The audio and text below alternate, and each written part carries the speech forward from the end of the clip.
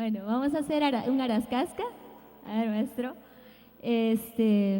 ¿Cuántos son ayacuchanos en el grupo? ¿Somos más?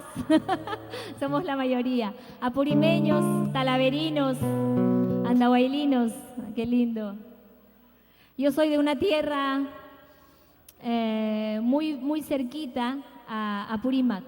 Soy ayacuchana, pero además me siento apurimeña también, porque estoy en la ribera del río, un afluente del río Chicha, el río Pajaipampa, no se para de Apurímac.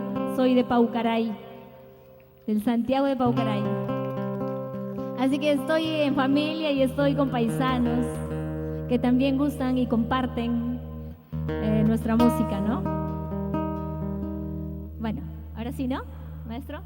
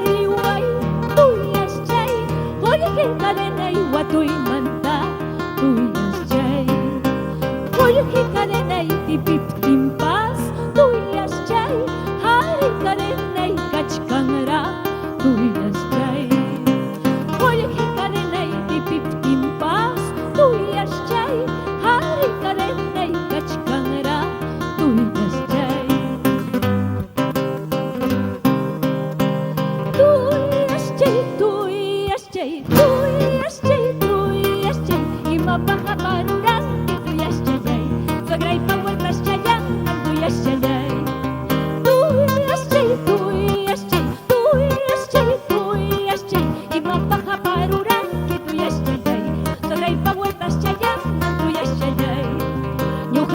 los chayay.